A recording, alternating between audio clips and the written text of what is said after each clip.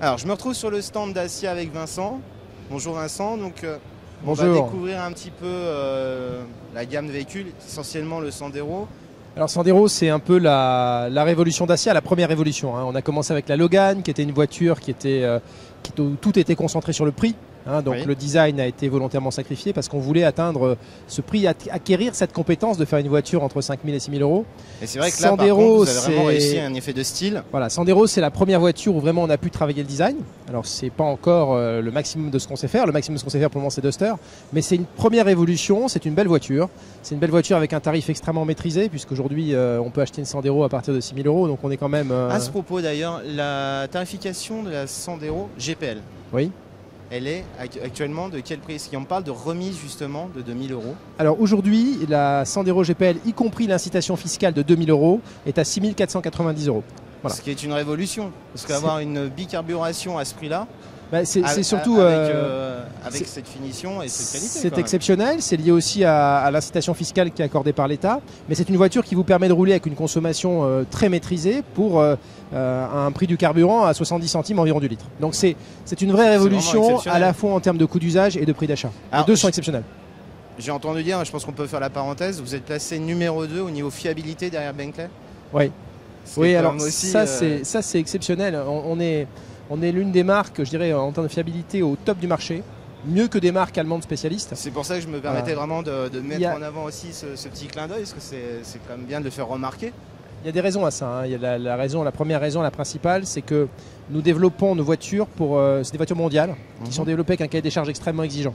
C'est des voitures qui doivent tenir une bonne dizaine d'années dans des pays comme la Russie avec des routes extrêmement difficiles. Donc on a une robustesse, parce que c'est la même définition technique, on a une robustesse déjà très forte. Ensuite on reprend des pièces éprouvées de l'alliance Renault-Nissan. À peu près 70-80% des pièces de cette voiture ont déjà été utilisées sur d'autres voitures. Donc il y a une fiabilité intégrée déjà énorme. Et ensuite, on est le moins technologique possible, c'est-à-dire qu'on met la technologie nécessaire pour passer les normes européennes, qui sont déjà les plus exigeantes aujourd'hui Tout à au fait. monde. On met la technologie nécessaire pour que le confort soit au rendez-vous, par contre pas plus. Et tout ça, ça nous donne un concentré de fiabilité qui fait qu'on répond à ce qu'attendent les gens, une voiture qui démarre tous les matins avec une fiabilité absolue.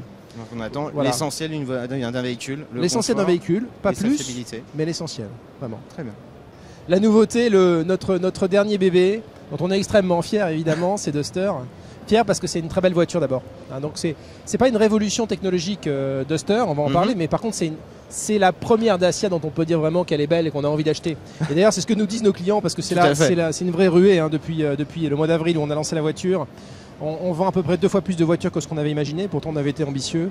On a déjà plus de 75 000 commandes en Europe en l'espace de 5 mois, c'est énorme. C'est énorme. C'est énorme. Déjà avec la Sandero, vous aviez fait déjà très très fort. Mais alors là, je pense que c'est une révolution aussi. Là. C'est une révolution. Alors, la voiture en elle-même n'est pas une révolution. Par contre, ce qui est révolutionnaire, c'est le compromis entre la voiture et son prix. C'est une voiture qu'on vend à partir de 11 900 euros. D'accord. La gamme de prix monte jusqu'à peu près 17 000 euros en version diesel, tout équipé. Donc on est peut-être 10 000, 12 000 euros moins cher que des véhicules de taille équivalente. Dit autrement, le Duster, c'est un véhicule de taille moyenne au prix d'une toute petite voiture, hein. C'est ce que j'allais me l'enlever de la bouche, Voilà, j'allais le dire justement. le Duster, il est au prix d'une Fiat Panda 4x4. Voilà. Alors c'est une voiture qui existe en 2 et 4 roues en motrices. 2 et 4 roues motrices, donc il y a deux compromis, il y a deux choix, hein. D'accord. Soit vous avez besoin d'une voiture, vous avez juste besoin d'une position de conduite haute, d'espace, d'une garde au sol pour sortir de temps en temps des chemins, et vous prenez une version de roue motrice. Donc tout ce qui peut être campagne, un petit peu d'hors-chemin. Campagne, beaucoup peu de de touche-main, bois, beaucoup ouais. de touche-main parce que c'est une voiture qui est faite pour la Russie, donc je peux vous dire qu'on peut faire des Oui, choses d'accord. déjà avec les deux roues motrices. Et soit vous avez besoin d'un véhicule un peu plus expert, parce que dans votre vie quotidienne, à la montagne, à la campagne, vous avez besoin d'une voiture qui franchit. Et là, il faut prendre une version 4x4 qui bénéficie en plus d'une boîte de vitesse courte, une première vitesse courte, qui permet quasiment d'atteindre les avantages d'une boîte de transfert. D'accord. Ah, c'est impressionnant. Donc, on n'est pas au niveau d'un 4x4 expert, Oui, qui oui, lui va non, coûter mais- très cher, parce qu'une boîte de transfert, ça vaut très cher. Tout à Par fait. contre, on s'en rapproche fortement. Pour un coût D'accord. très très maîtrisé, évidemment. Le système 4 roues motrices, c'est un système permanent.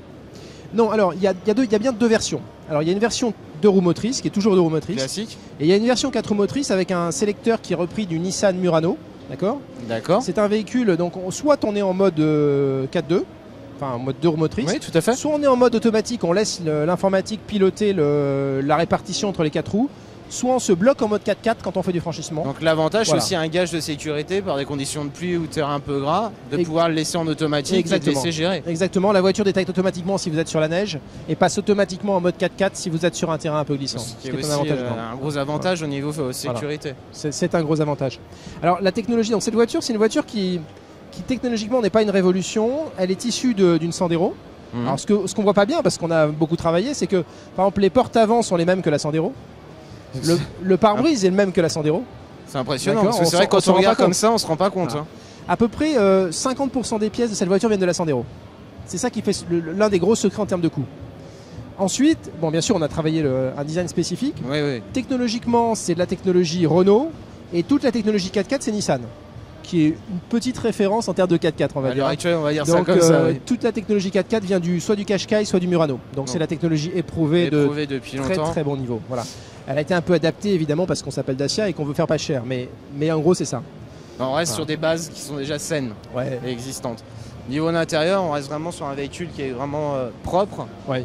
Alors le véhicule est propre, là on est dans une version supérieure, avec, on commence à s'amuser un peu en design intérieur sans renoncer au prix, donc on reste sur une planche de bord qui est une planche de bord de Sandero, avec des plastiques qui sont des plastiques durs mais par contre qui sont robustes, c'est-à-dire qu'on a une capacité de vieillissement qui ne décevra personne. Et puis on commence, c'est moulé d'un bloc. Oui. Ce qui nous permet de avoir de bruit parasite aussi. Exactement. C'est un avantage. C'est un avantage, c'est aussi un avantage en termes de coût. C'est un petit désavantage en termes de design, mais on fait avec. Et puis on commence à s'amuser, on a commencé à mettre un peu de peinture brillante. Là on utilise des dernières technologies dans un coût maîtrisé pour faire une voiture où on peut prendre un peu plus de plaisir à l'intérieur. Et vraiment avec beaucoup d'espace quand même. C'est l'espace de la Logan, donc c'est une des voitures les plus habitables du marché. D'accord, une grande fonctionnalité, un coffre très généreux qu'on peut venir voir. Donc là on est sur une version 4x4, donc le coffre est un petit peu plus haut. Roue de secours. Roue de secours, bien sûr. Rare de nos jours. Rare de nos jours, mais chez nous indispensable. Voilà, donc on est sur un très très bon compromis en termes d'habitabilité, en termes de design, en termes de capacité de franchissement. C'est une voiture polyvalente, vraiment on peut tout faire avec. C'est une voiture surtout très raisonnable en termes de consommation parce que dans son cahier des charges, on avait décidé d'en faire une voiture qui sera en rupture avec les 4x4 du marché. C'est-à-dire qu'on n'est plus dans une recherche de prix, on n'est plus dans une logique de consommation à tout prix. C'est une voiture aujourd'hui qui est en dessous de 130 grammes de CO2 en diesel, en 4.2, en dessous de 140 en version 4x4. C'est une voiture extrêmement raisonnable en consommation. On l'a fait de manière, d'abord c'est une voiture qui a été conçue de manière allégée, donc elle est plus légère aujourd'hui que les 4x4 du marché, ce qui améliore aussi le franchissement. Et puis elle a des moteurs qui sont de petites cylindrées, qui sont des moteurs très modernes, ce sont les diesels du groupe Renault, les DCI. Ce sont des moteurs qui sont à la fois petits, 1,5 litre, par contre qui ont des capacités en puissance qui sont ceux des moteurs 2 litres d'il y a 5-6 ans. Et c'est des moteurs connus une fois de plus. C'est des moteurs connus, reconnus, c'est probablement aujourd'hui les meilleurs diesels du marché sans aucune forfanterie. Et on les a évidemment sur la gamme Dacia. On a deux niveaux de puissance sur ce moteur 1,5 litre. Bah écoute, je trouve ça magnifique, une belle réussite. Celle qui tourne, c'est une finition, je pense, haut de gamme. Oui, c'est la finition haut de gamme. C'est celle qu'on appelle la version Prestige. Donc là, on est un peu plus dans le plaisir. C'est-à-dire que c'est nouveau aussi pour nous. C'est-à-dire que de manière très très raisonnable, on peut se faire plaisir en mettant des jantes alliages. On peut se faire plaisir en mettant du cuir dans la voiture. On peut se faire plaisir en mettant un peu de chrome à l'extérieur et se faire vraiment une jolie voiture. Pour tout ça pour moins de 20 000 euros. Et là on a vraiment un beau véhicule avec un côté vraiment baroudeur. Voilà, un côté baroudeur, un côté sympa, moins de 20 000 euros. Je crois que c'est surtout, ce qui est surtout impressionnant avec cette voiture, c'est ce décalage complet entre son design, sa perception, ses qualités, sa fiabilité et le prix auquel on est capable de le proposer. Non, ça c'est vrai que c'est vraiment vraiment un beau rapport et vraiment une belle prestation que vous nous offrez au jour d'aujourd'hui. Enfin que Dacia nous offre avec ce véhicule. Oui, c'est pas moi tout seul. Non, je me doute que c'est un peu de travail derrière. Mais quand même. Mais c'est vrai que non, très très belle réussite. En tout cas, merci beaucoup Vincent. Un grand merci, c'était un vrai plaisir. De même pour nous en tout cas. Et puis je pense qu'on repassera faire une petite visite parce que je m'attends encore à d'autres nouveautés chez vous. Ouais, il y aura des choses, pas tout de suite, mais d'ici une petite année, on se reverra avec beaucoup de plaisir. Merci beaucoup Vincent. Merci beaucoup. À bientôt.